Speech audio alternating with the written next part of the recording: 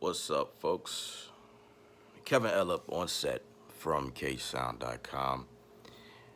I am live right now, and I don't have a lot of time. I just wanted to come on real quick and address some questions that I've been getting ever since you guys see me upload videos to YouTube about my workflow in Bitwig. I've been getting a lot of people who's really loving what I'm doing, and they like, man, bro, finally you moved over, you came over to the dark side, and this and that.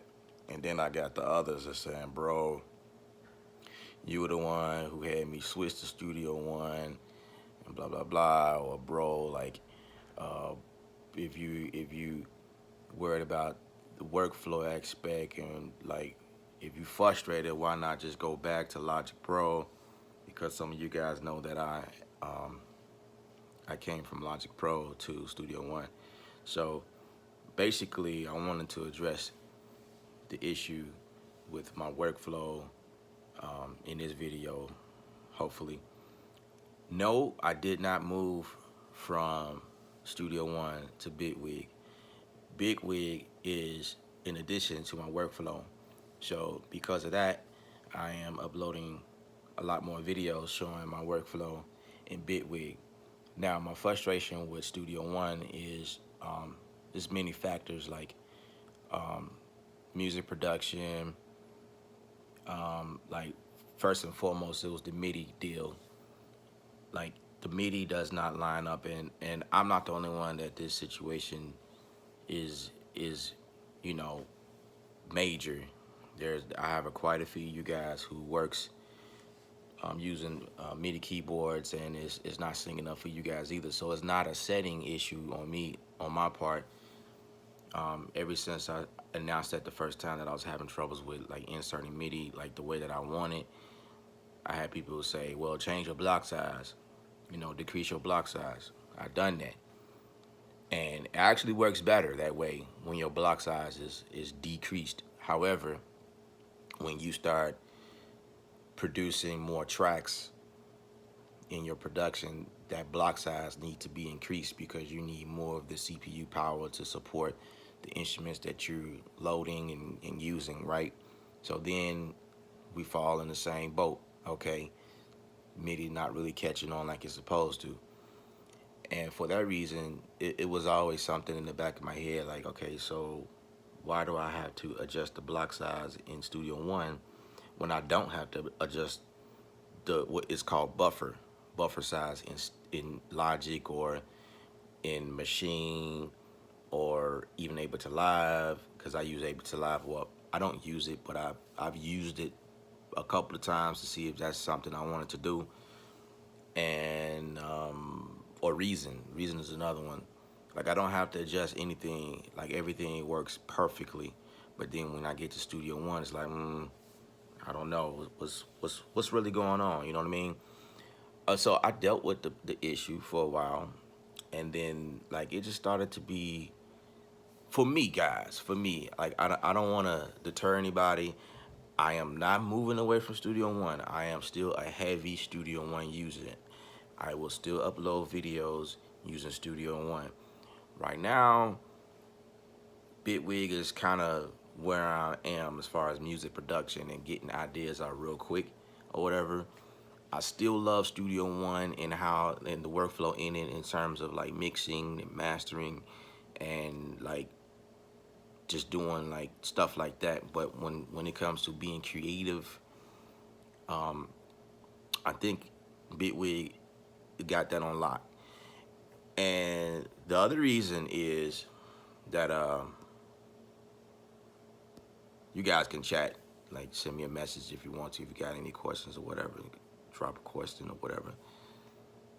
The other reason is because Bitwig is built on a platform, a modular platform such as Ableton Live, it gives me the ability to do things really quick because modular devices is built in the program. And with that being said, it's almost like working from machine because I have a major machine background. So in machine, you have like each pad, right, consists of samples, right?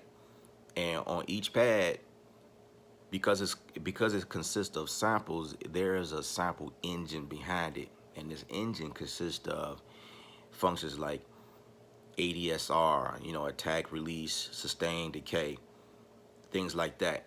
And then it also has quick functions that allow you to compress, um, put a filter on it real quick, like a low pass, high pass. Um, you can change the sound, the tone, or whatever, making it that rugged, like that famous NPC sound. Or you could change the pitch real quick, or you could change the gliding settings, or things like that real quick. That was the workflow in Machine. And in Bitwig, it's the same thing. You know what I mean? Like it's like the workflow is familiar. I'm familiar with the workflow. And then, working for Clips. Clips is new to me. It's rather new to me. Work, launching Clips and, you know, running samples thing, but and that's the thing in Machine. When they released it's called a creative view, or creative ideas, or ideas view, something like that, right? Where you can just insert something real quick and just keep it going. And then when you get to a certain point where you're solid, you got different scenes doing different things, switching things up, and then you can go in and just,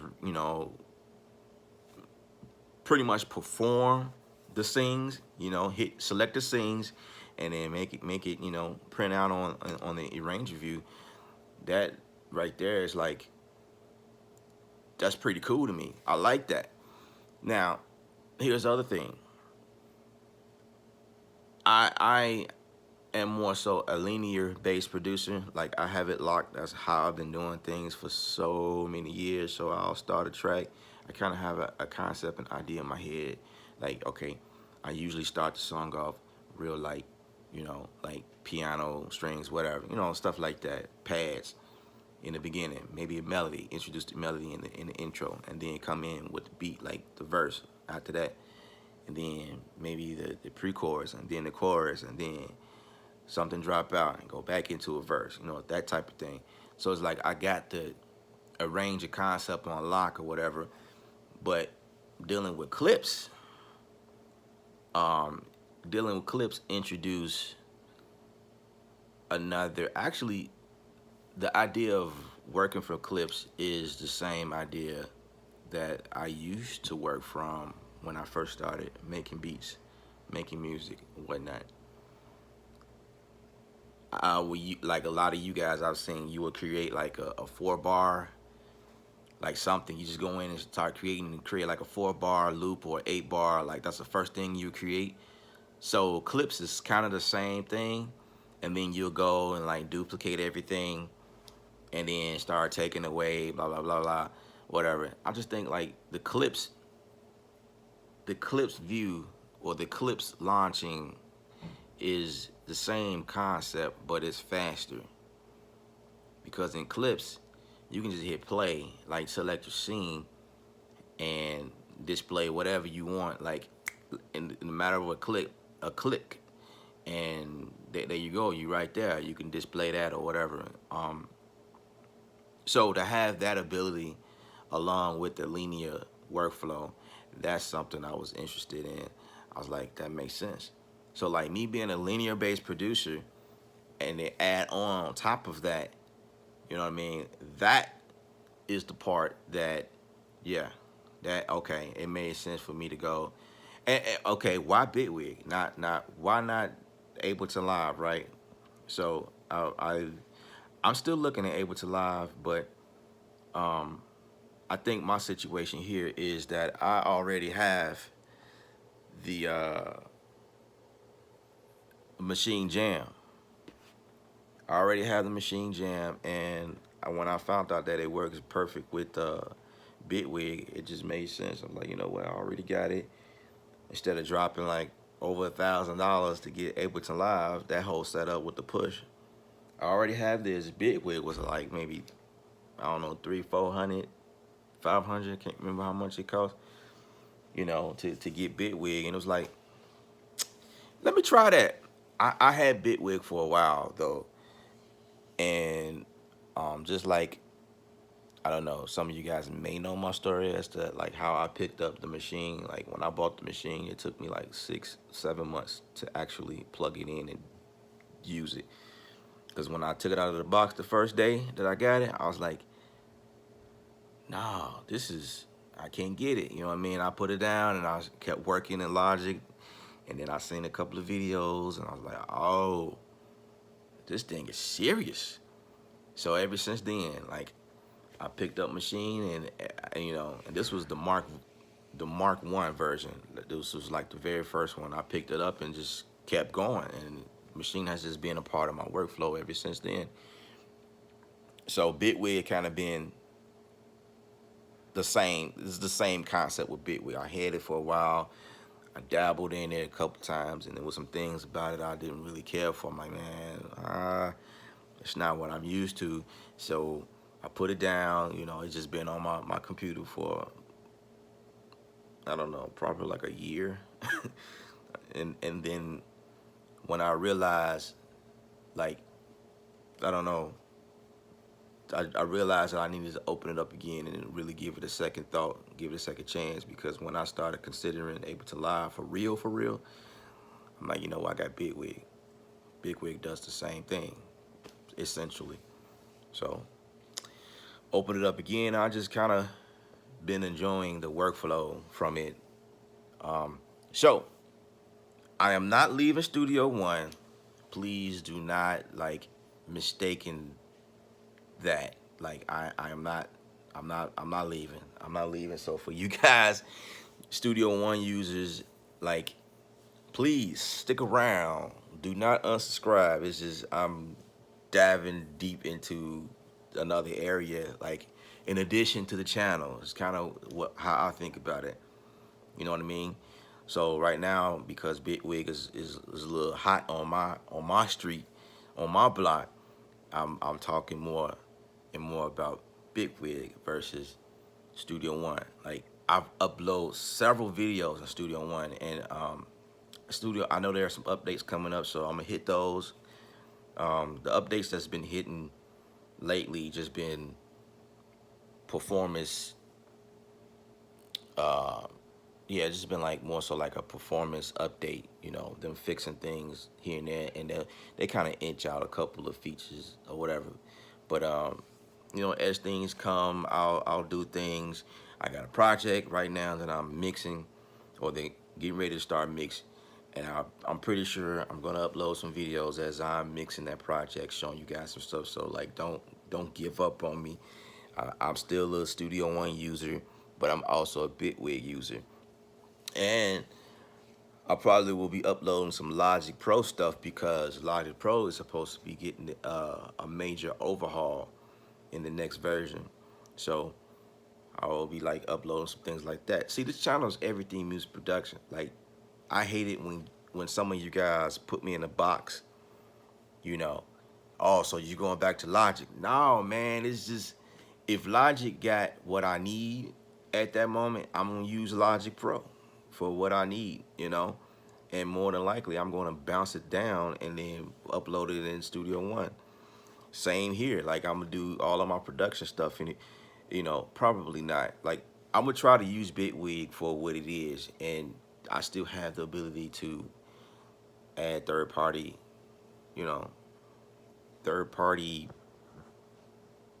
plugins to make it do what I need it to do. All right. So I just wanted to update you guys on that. You know, I am still sticking with Studio One. Bitwig is what I'm also using, and like I love the modular. Like, I'm getting more so into the modular, because Bitwig is also like great for sound designing. You know what I mean? So I'm getting more involved in that type of stuff, and you know, so I'm just taking things to another level as far as production. You know, so don't give up on me, guys. Don't look at me like, this dude, man. I don't know. All right. I'm gonna get on out of here because I gotta finish up on some things. I got a deadline to meet. So hey, it's L up again from ksound.com. Remember, music is art. You're the artist. Paint your picture. Stay creative without rules. Also, if you want this gear, you can pick them up on the website at creative.com/shop. But once you get there, you can click on shop. All right. I'll put the link in the description just so you guys can be suited up. And I'm constantly updating the site with new designs, whatever. So, you know, I do these videos for free, you know, and hope that you guys go to the store and support your bro. All right. That is all for today.